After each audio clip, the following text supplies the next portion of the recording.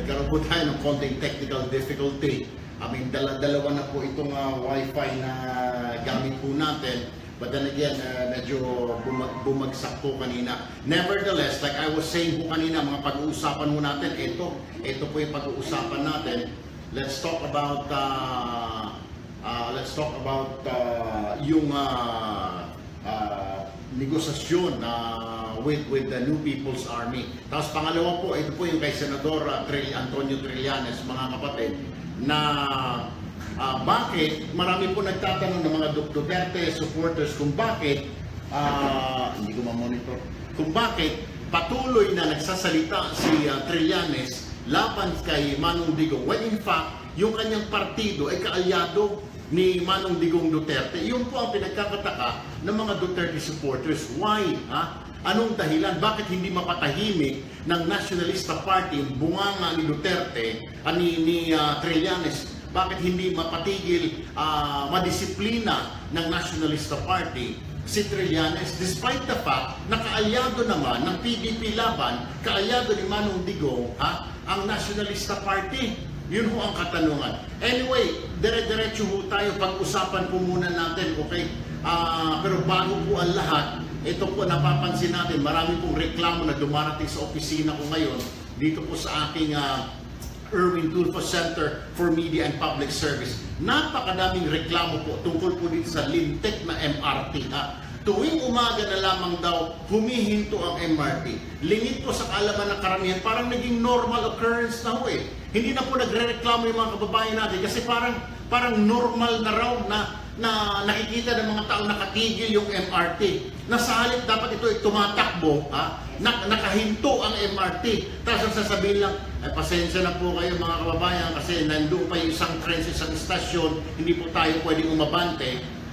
At dumadami, humahaba ang pila, and at the same time, sus Maria Jose Panginoon ko, marami pong nagiging napiperwisyo. Kaya nga po nag-MRT, kaya nga po nagtitren, sana General Manager Rodolfo Garcia, Sir, kaya po sila nag-MRT para sana mapabilis, para sana mapagaan, yung kanilang trabaho, mapabilis, mapaaga.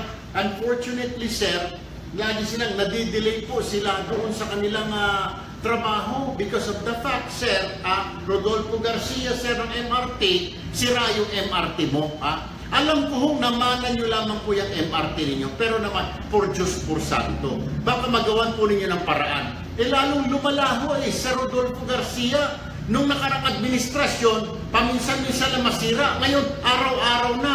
What is happening, Mr. Garcia, Sir?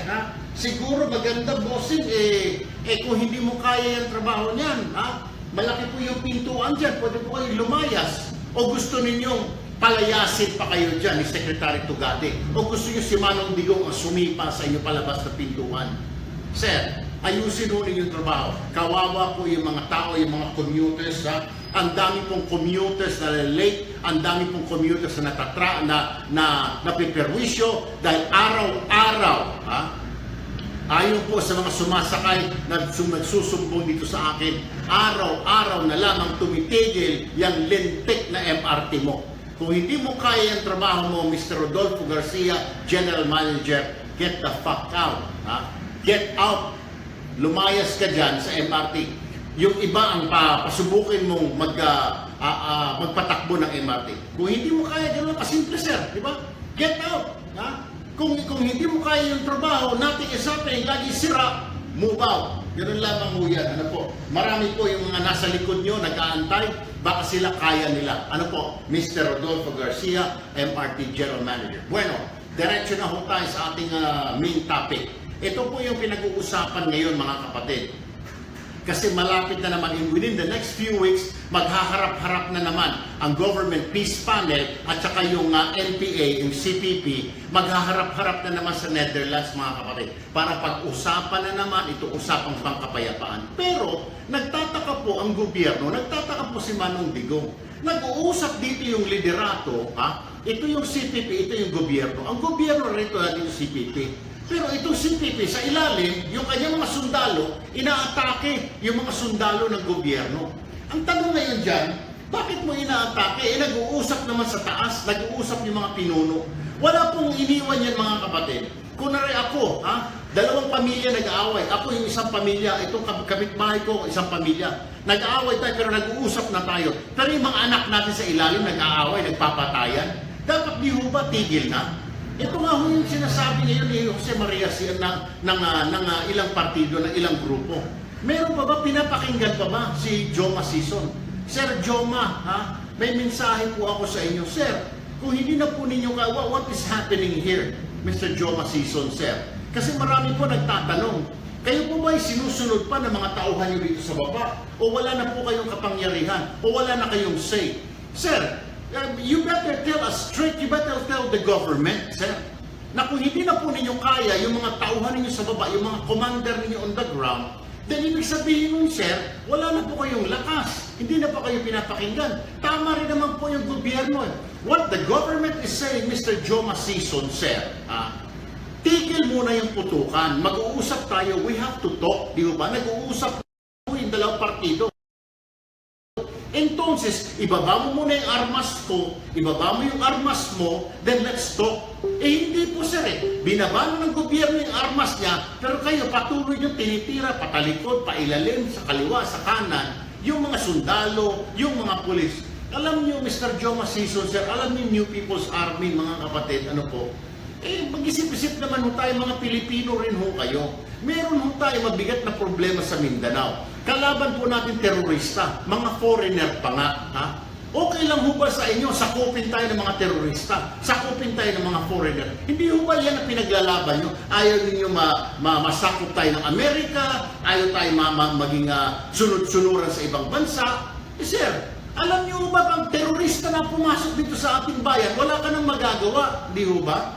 So, siguro sir, total mga Pilipino naman tayo. Let's help each other out. Siguro mas maganda. Tulungan na lang ho ninyo yung gobyerno para naman ho gano'n mas maganda ho yung yung mga kinabukasan. Makatulong pa po kayo dahil yung sundalo po natin at PNP, busy sa Marawi sa pangibakbakan, siguro naman you will be able to help kung sasabihin ninyo sa mga sundalo ninyo to refrain, itigil muna yung pag-atake sa mga sundalo natin dahil sila ay nakikipagbakbakan. Hindi po yung parang tinatraidor ninyo, hindi yung binabaril ninyo, hindi yung ina-ambush ninyo.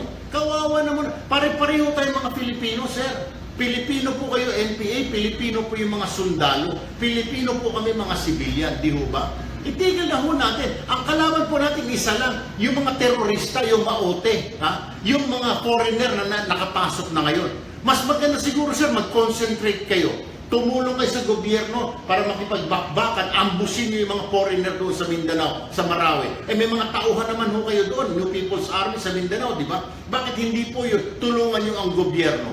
Kasi sir, pag ganito, kalaban ng gobyerno yung mga foreigner na terorista sa pangunguna ng Maote Brothers, pagkatapos kayo, gigirahin yung mga sundalo natin, ano gusto ninyong palabasin? Gusto ninyong parte-partehin itong Pilipinas, kayo nasa Luzon, yung mga terorista sa Mindanao. Huwag naman hong ganon, di ba? Mas maganda ho ipag-usapan natin. At saka tama, nakikiusap po ang pamahalaan Duterte, itigil na po muna yung pakikipagbakbakan, itigil na po muna yung mga pag-atake ninyo sa mga kampo ng sundalo, mga kampo ng pulis. Mga kapatid, sa ilang saglit po, makakausap po natin si Secretary Bebot Bello, yung chairman po ng Peace Panel. Ito, tatawagan po natin para makausap natin si Secretary Bebot Bello, makuha natin ang kanyang marinig po natin kung ano na ba talaga stand ng gobyerno, ano bang utos ni Manong Digong. Kasi sabi po ni Manong Digong over the weekend, mga kapatid, ang sabi po ni Manong Digong, itigil na Joma Sison yung pag-atake sa mga sundalo, tinatraidor nyo kami. Nakikipag-usap kayo sa amin, at the same time, pagdating namin yung likod namin, sinasaksak ninyo.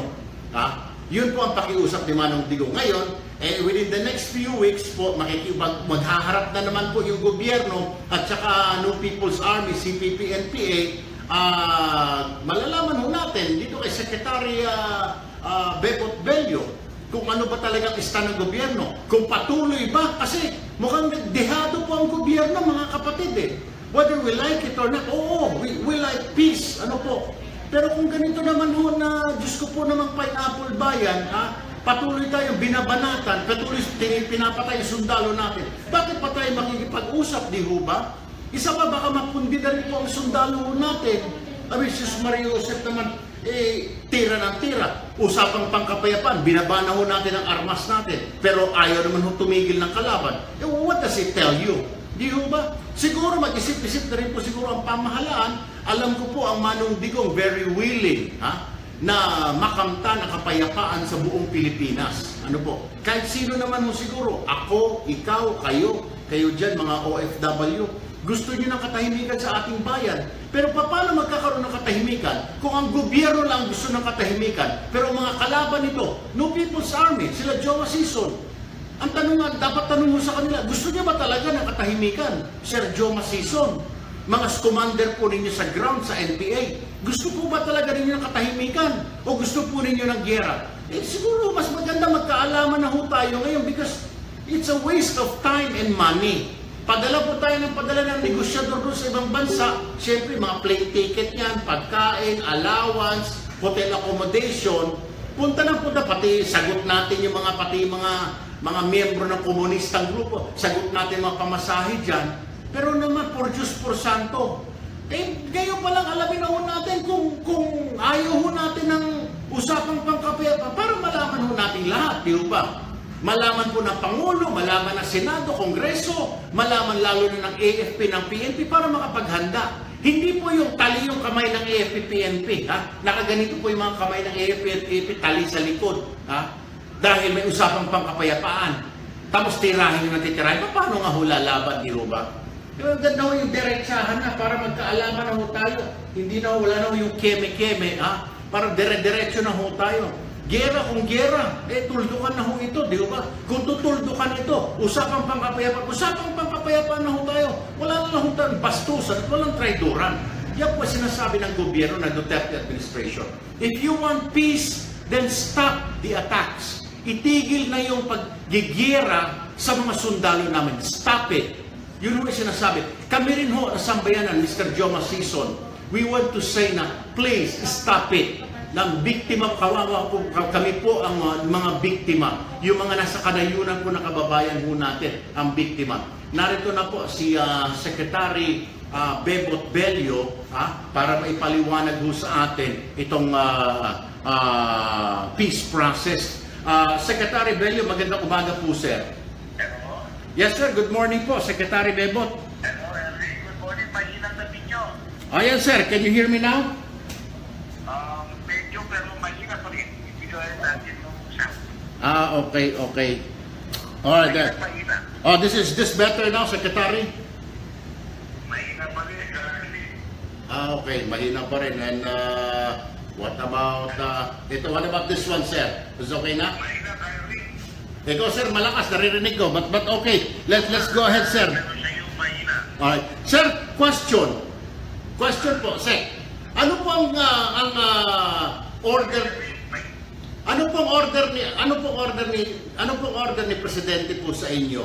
Kasi ang sabi po niya over the weekend, Secretary, is itigil na ninyo yung pag-atake sa gobyerno. Otherwise, baka mapilitan ng mga sundalo magsawa na dito sa usapang pangkapayapaan. Kayo, sir, ano na pong instruction ng Pangulo? Kasi po, maging kami ho, mga taong bayan, mukhang napapagod na po dito. Meron tayong usapang pangkapayapaan, pero sinusundot-sundot, inaatake ng NPA yung mga sundalo natin, yung mga kawawang sundalo natin, medyo taliho ang kamay. Paano ho ito ngayon, sir? Yung observation mo, Henry, no? At kagabi nga, kamitin ko si Chairman ang kawili ng NDFCB, PNPA, at pinarating ko sa kanya yung reklamo ng ating Pangulo na habang nag-uusap tayo, panay naman ang opensiba nila. Ngayon, sinabi ko para mapagandaan lalo na pag-uusap natin tungkol sa kapayapaan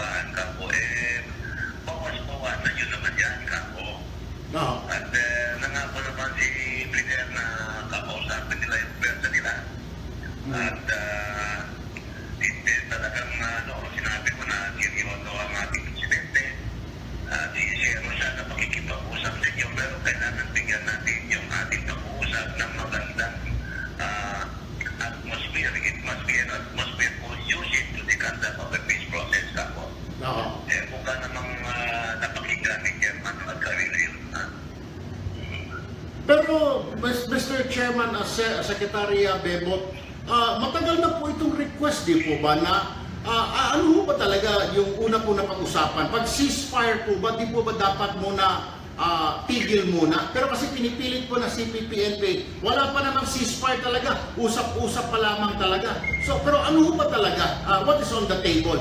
Na dahil nag-uusap na ang dalawang panig, dapat ba itigil na muna itong putukan, sir? Sabi ko nga, to provide the right atmosphere, dapat yung level of violence dapat bababa o mawala. Pero ang reality kasi, kaya rin, wala pa tayong ceasefire agreement Wala pang ceasefire agreement. Yun ang aming pinag-uusapan na baka sakali bago magkaroon ng fifth round of formal talks ay magkakaroon na ng interim ceasefire agreement para sa ganun ay itong mga ofensiba galing sa group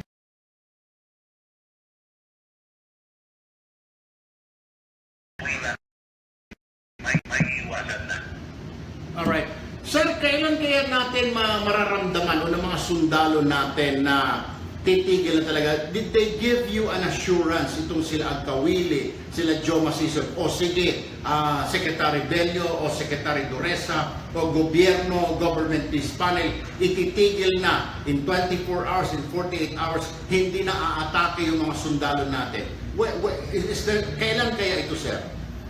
Alam mo, Calvin, wala pa yung wala pa yung interim ceasefire na nabanggit ko. Pero, obserbahan mo mula ngayon hanggang siguro August na magkaroon ng formal negotiation mo obserbahan natin na palagay ko kung hindi man mawawala, mabawasan ang mga ofensiba sa pagitan ng dalawang pwersa. Alright, sana nga po, Secretary, kasi yan po ang dalangin din ng mga kababayan natin dahil ang dami pong problema. May problema po sa Mindanao, yung mga sundalo po natin doon, pagkatapos titirahin naman tayo sa likod nitong New People's Army. But lahat naman ho tayo pangarap natin sa na magkaroon ng katahimikan na isang araw. Pwede ako mag-drive ng sasakyan ko from Apari hanggang Hulo na walang gagalaw sa akin. O kasama ko, pamilya ko, magsiswimming kami dyan sa may Marawi City, walang gugulo sa akin. O pupunta kami dyan sa mga Negros, magsiswimming kami, walang NPA akong masasalubong at may mga armas. Yung mga ganong araw ba, sir, na everybody wants that peace, sir? Plano mo na mag-drive mula pa kaya rin medyo okay na siguro yan at saka doon sa Bakasan, Negros. Pero dito sa Marami, huwag ka muna mag-swimming doon. Meron bang ongoing offensive doon at tinatapos na ng ating Pangulo yung ating paglipol sa pwersa ng mga maute. So, in the meantime, kung aasa tayo, observahan mo ito kaya within the next few days, observahan mo yung katahimikan sa pagitan ng ating pwersa at ang pwersa ng NDF-CPP-NPA. Alright, maraming salamat po, Secretary Bebot Bello, for your time with us dito po sa aming live streaming. Good morning, Sec, and good luck to you. Thank you po. Thank you. Si Secretary Bebot Bello po, mga kapatid, narinig ho ninyo ano po, na ngayon bibigyan, nag-usap na raw po sila ulit, nila Chairman Agkawili ng CPP na ipatigilin na ang NPA sa mga pag-atake nito para naman sa ganun, mga kapatid, ay makapag-concentrate, makapag-focus po ang gobyerno sa iba pa mga problema ngayon na nasa Marawi. Pakiusap ko na rin siguro kay Sir Joe Masison at Sir Agkawili. Sir, marami ho tayong problema ngayon. Kung kayo po ay mga Pilipino and mahal po ninyo yung ating bayan, nakikiusap na ho kami, hindi lang po si Erwin Tulfo, kundi ang buong sambayanan. Nakikiusap po, hindi lang po ang Pangulong Duterte nakikiusap po sa inyo, kundi ako at 10 o ilang milyong kababayan natin na nakikiusap po sa inyo. Kung pwede, sir, patigilin po muna natin ang CPP-NPA sa pag-atake sa mga puwersa po ng gobyerno. Dahil ang puwersa po ng gobyerno, kailangan po sa Marawi. Kailangan po ang bawat sundalo, ang bawat pulis, kailangan po sa Marawi, kailangan po doon sa Mindanao. Kasi po, kung ganito, sir, babantayan nila ang Luzon dahil aatakihin nyo yung mga minahan, aatakihin yung mga kampo. Paano na lamang, sir, O may mga lugar na wala mga pulis, nabawasan na yung pwersa o sundalo, imbis na isang batalyon, 1,000 sila, 100 na lang dahil dinala na doon sa Marawi. Baka po pwede naman Sir Joma Sison, baka pwede naman Sir Agkawili ng CPP, NDF, baka pwedeng patigilin ho muna, bigyan daan muna na matapos ng gobyerno yung problema doon po sa Marawi City. Kung talaga ho kayo may malasakit sa ating bayan. Total, sabi po ninyo, ang Pilipinas ay para sa Pilipino. Hindi po ito para sa mga banyaga na mga Amerika. Ito po hindi Amerika ang kalaban. Mga terorista po ito. Mga ISIS. Pag yan ho inanaig, magiging ISIS na po tayong lahat dito, Jesus Mariose. Tulad po sa Iraq, tulad po sa Afghanistan. Gusto niyo ho ba yun? No People's Army, CPP, NPA. Iyan po yung iiwan kong katanungan. Gusto niyo ba na sumailalim kayo sa ISIS rather than sa Amerika, rather than sa mga banyagang bansa? Kayo ang tatanungin ho namin. And we leave that question to you. Oras po natin mga kapatid, 9:30. Sandaling-sandali lamang po, magbe-break lamang ho kami. Bibitiw ho muna kami, magpo-commercial lang ho kami.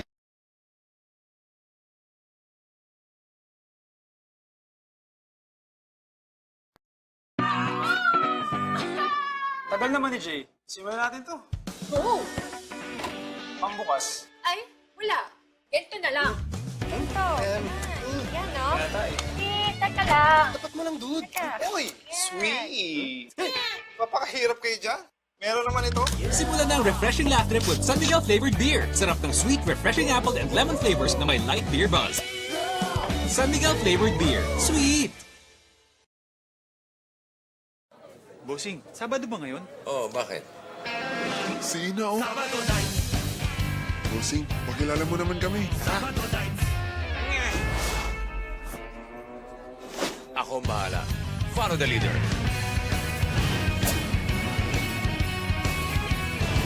Ina, Wow! Inaabangan ko to. Ina, antay ka nila. Sarap ng huring, sarap ng totoo. San Miguel Pale Pilsen. Sa Sabado ulit,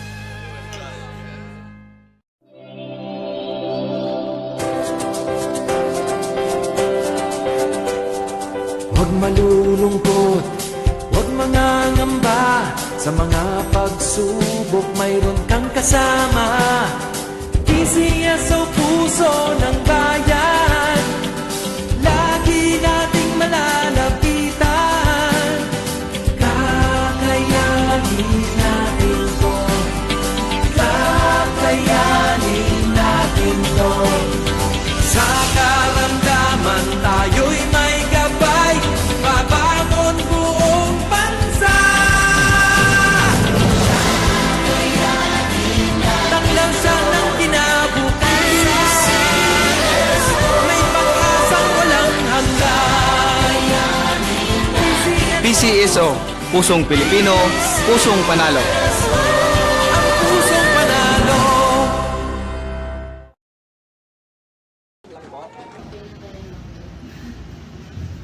Gabayan na, okay na. Kung ayaw. Sir, kukunin ko na po kay Edson yung mga kailangan mo po. Okay na. Ito. Okay na po, sir. Ready? 5, 4.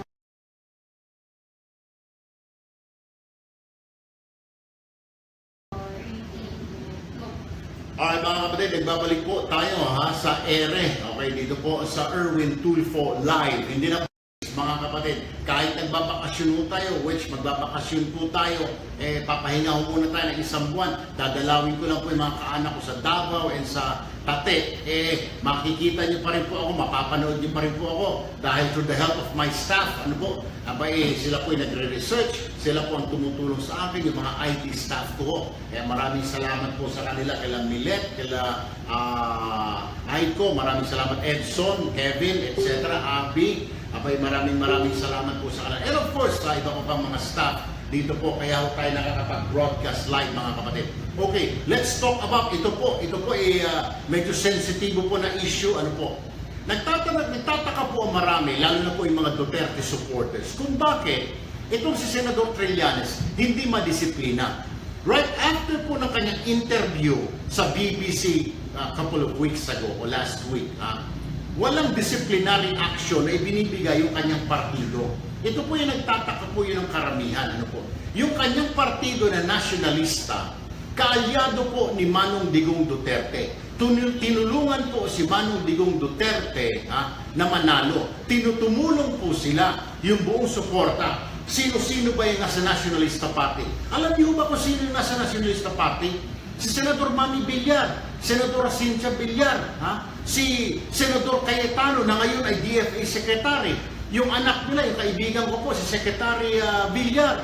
Okay? Sino pa?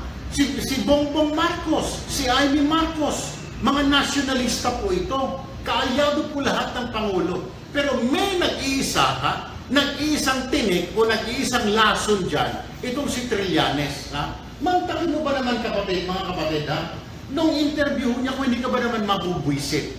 Kaya marami yung nagtataka na mga supporters ko ni Manong Digong, bakit hindi raw sibakin pa o sibakin na sa partido ng nasyonalista si Trillanes? Bakit kanyo? Kasi yung kanyang line of thinking, mga kapatid, parang line of thinking na ng mga tiga-liberal. Pansinin ho ninyo. Pati yung kanyang pananalita, abay, pananalita na parang liberal. Hindi po pananalita na ng nasyonalista. Kasi ang sa Nationalista Party, mga kapatid, ang kanilang battle cry, bayan muna bago ang iba. Bayan muna. Yun po. Kay Trillanes, sarili ko muna bago ang iba. Yun yung kay Trillanes Tingnan ho ninyo yung logo ng nasyonalista. Bayan higit sa lahat. Okay? Bayan higit sa lahat. Hindi sinabi, kaya bayan, sarili muna bago ang iba. Hindi ho So salungat na po yung prinsipyo ni Trillanes, salungat na po ito yung kanyang prinsipyo sa nasyonalista. Kaya ang tanong po ng mga Duterte supporters sa nasyonalista, kailan ba?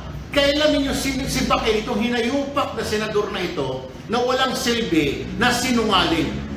Bakit sinabi ko sinungaling? Mga kapatid, kung pinanood ho ninyo yung live sa BBC, reviewin ho ninyo sa YouTube, meron ho yan. Abay, sinabi niya doon, nung tinanong siya, ang sabi niya, gawa-gawa lang daw ni Manong Digong Duterte yung problema sa droga. Wala raw problema sa droga. Ito raw excuse ni Duterte para makapatay ng tao. Samantala mga kapatid, kahit sino dito sa ating bayan, alam na may problema tayo sa droga. 98% mga kapatid, 98% ng mga barangay natin sa National Capital Region or sa buong Pilipinas ay apektado na ng droga. 98%, 98% napasok na ng droga. Kaya paano niya sasabihin na gawa-gawa lang ni Duterte? Ako, testigo ako bilang journalist. Kayo siguro, kayo dyan, mga OFW, naririnig nyo sa mga kaanak nyo. Oy, may dito, may droga. Oy, may tinda dito, o may ganon, may pasahan ng droga. You know that, di ba? So who is lying? Hindi naman pwede ang Pangulo, di ba? Kasi lahat tayo, mga Pilipino, alam natin na may problema ng droga dito sa ating bayan. Alright. Isa pang sinabi ng bugok na senador na ito sa interview niya. May sinabi niya, mga kapatid, sinusuport, ito na ginawa pa tayong mga tanga, ginawa tayong ignorante ni Trillanes na para tayong mga bobo at siya pinakamatalino. Ang sabi niya rin sa the same interview, sinusuportahan lang daw ng mga Pinoy si Duterte dahil tayo raw ay mga ignorante. Kung hindi ba naman, stupido ka, bastos ka, hayop kang senador ka. Pinamumukha mo ngayon, kami mga Pilipino, mga bobo, mga ob-ob, kaming mga Pilipino, ignorante. Kaya namin, kaming mga Duterte supporters, ignorante dahil sinusuporta si Duterte. Kayo na hindi sumusuporta, hindi ignorante, matatalino kayo. Kayong mga dilawan, mga matatalino kayo. Kami na nagsuporta, itong mga kababayan natin, itong 16 million na Pilipino, ignorante, tanga, estupido, dahil sinuporta ng Duterte. Kung hindi ka ba naman, direction ito na, total, wala namang KBP rito, at walang MTRCB. Kung hindi ka ba naman gago, estupido, buang, sasabihin mong yung 16 na milyon na bumoto kay Duterte, ignorante. Kaya dahil sumusuporta kay Duterte dahil ignorante. Kung hindi ka ba naman gago, estupido ka. Paano kami naging ignorante? Sumuporta dahil may paniniwala, may conviction, may paniniwala yung bawat supporter ng Duterte na itong mama na ito is the only person who can bring us out of this hole. Uulitin ko. Naniniwala kasi ang mga supporters ni Manong Digong Duterte na this person by the name of Rodrigo Roa Duterte is the only person who can bring this country out of this goddamn hellhole. Yun lang yun eh. Tapos sasabihin mo kami ngayon, kami mga tanga, kami ignorante. Sinabi niya mga kapatid yun, reviewin niyo yung kanyang interview nung tinanong siya ni Sakor. Why do you think the Filipinos are still supporting Duterte or his supporters? Ang sagot niya, because they're ignorant. Kita mo ba na? Ibig sabihin, ignorante ako. Ignorante itong staff ko sa IT. Ignorante yung 16 na bumoto sa kanya. Ignorante yung 16 na milyon. O 21 million ngayon, dinaya lang. Ignorante yung kasi 16 million. Ignorante, Yung mga lumipat niya sa PDP, ignorante. Anak ka ng baka. Si Coco Pimentel, ignorante. Yung Senate President, yung ignorante. Yung Speaker of the House, ignorante. Anak ka ng tipaklong mga hina. Tapos kayo mga sa liberal, hindi ka ignorante. Ikaw, Trillanes, hindi ka ignorante. So, ibig mo sabihin, dahil sinusuportahan namin si Duterte, pati yung iyong mga kasamahan sa nationalista, yung bossing ninyo, si Senator Manny Villar, ignorante. Si Senadora Cynthia Villar, ignorante. Si Secretary Villar, ignorante. Bongbong Marcos, ignorante. Amy Marcos, ignorante. Kung baka ikaw yung ignoranteng hinayupak ka. O baka ikaw yung tanga. Kita mo nagkanda, utot-utot ka, halos maipot ka na siguro. Naigit ka pa sa pantalon mo ng kasasagot. Kaya mangyari, matakaw ka sa interview. Kaya mo sasabing ignorante kami. Ignorante yung mga supporter ni Manong Digong na 16 na milyon. Hindi po sila ignorante. May paniniwala, may conviction. Dahil itong 16 na milyon, they are not stupid, they are not ignorant. They are just tired of the fucking system. The system na so corrupt, the system is so intertwined, intertwined with bureaucracy. Pagod na yung 16 na milyon na ito, yung mga patuloy na nagsuporta kay Duterte, they're fucking tired, Trillanes. They're fucking tired of the system. Because the system is not doing anything. It's rotten system. Bulok. Liberal ang umupo dyan, bulok. Lakas ang umupo dyan, bulok. Partido ng masa, bulok. Walang nangyari. Partido ni Ramos, bulok. Maging ni Cory Aquino, pagkatapos si Marcos, bulok. After so many years, since 1986 hanggang ngayon, walang nangyari, di ba? Nagka-leche-leche, nagka-hetot-hetot ang traffic. Minana ngayon ang gobyerno na ito. And then sisisihin ang gobyerno na ito. Sus Mariosep ka naman, Trillanes. Kaya nga hindi mo masisisabi ng iba, fuck you. Yan ang sinasabi nila. Sus Mariosep ka naman. Pagkatapos isa pang sasabihin mo, ito talaga, ito rin nakakabuisit mga kapatid.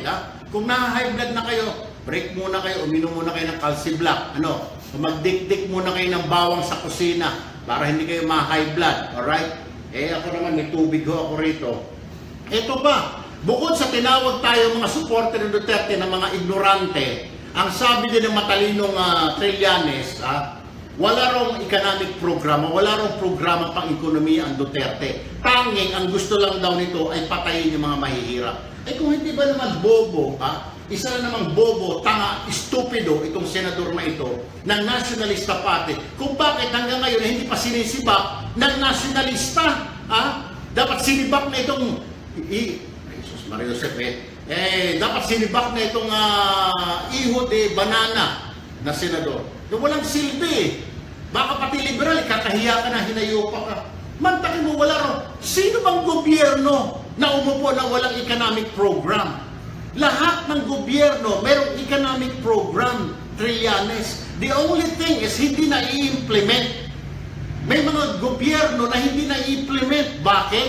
Kulang sa suporta ng Senado, ng Kongreso, o kulang sa budget, o kulang because of bureaucracy, because of red tape. Kaya hindi na i-implement yung economic program. Alam naman natin lahat, ang economic program ng Duterte administration right now is build, build, build. Ha? Gumawa ng mga tulay, ng mga kalsada para free-flowing yung economy, mga transportasyon, lahat, maiwasan yung traffic, entonces magiging productive ang lahat kung walang traffic. Mga produkto galing sa lalawigan, makakarating sa Metro Manila, mga turista may dadala sa mga tourist spots natin, destinations natin. Isa pang economic program niya, yung pagbababa ng mga buwis doon sa mga kumikita ng 25,000 pababa. Yun ang isa sa mga economic program niya, Trillanes. And now you're saying walang economic program? Imposible. Bawat gobyerno merong economic program, Trillanes. Hindi lang na-implement dahil for various reasons, but every fucking government has an economic program. Itong sinasabi mo, Duterte, walang economic program, ba't kasi patayin lang ang mahihirap ang gustong gawin, buwang ka pala eh. You're delusional. May tama ka na sa ulo, Trillanes. Matakin mo, sasabihin mo para patayin lang ang programa ng Duterte, patayin ang mga mahirap. Hindi. Yung mga mahihirap na yan, because they chose, or they're caught in a crossfire. Pero sino bang mahirap ang pinapatay? Yung mga sinasabi mo mga mahihirap, because they were caught in a crossfire. They're part of a bigger problem, of a picture. Everybody naman eh. Hindi lang na mahihirap, pati ako, mga middle class, mayayaman, is part of a bigger picture, part of a bigger problem. Diba? Like, don't say na pinapatay mahirap.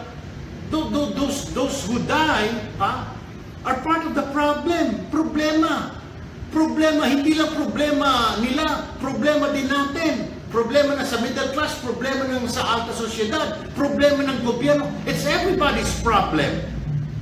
Yung mga mahihirap na natin, mga kababayan, kung sila na-involve sa pagbibenta ng droga, it is because walang maibigay na trabaho sa kanila ang bayan, the society. Yung iba, hindi sila matanggap. Wala silang pinag-aralan, kulang ang kanilang skills, hindi sila makapasok ng trabaho because very mataas ang standard ng trabaho, or they lack education. That is why they resort to that. Para kumakalam, sabi nga, di ba, sa patalim kumakapit, pag kumakalam ang masikmura, that's what's happening. And then they're caught in a crossfire dito sa war on drugs na ito. Diyos ko po naman, Trillanes, my goodness, Sir, baka pwede, nakikiusap ako, use your fucking head.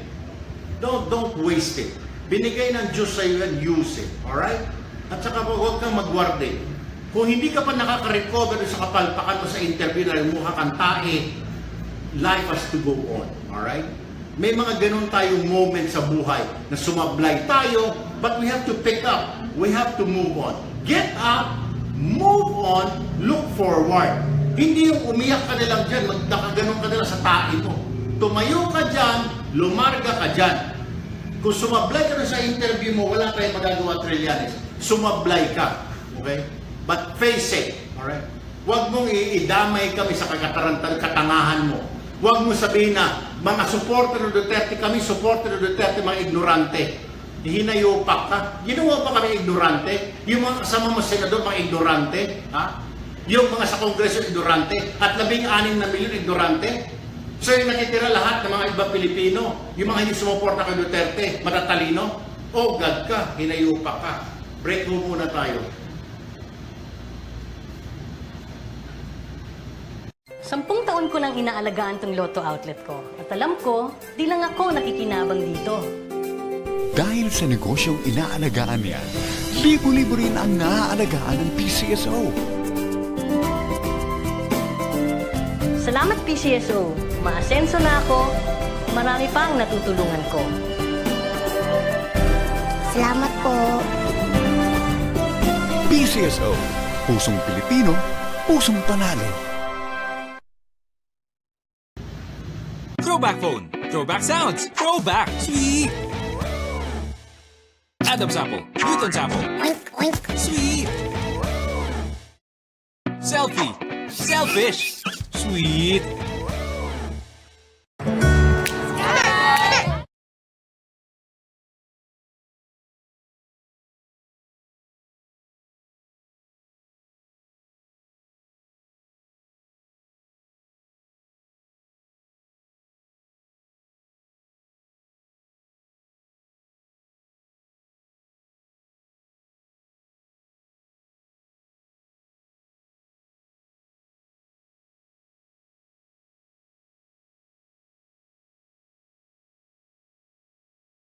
kahapon ha.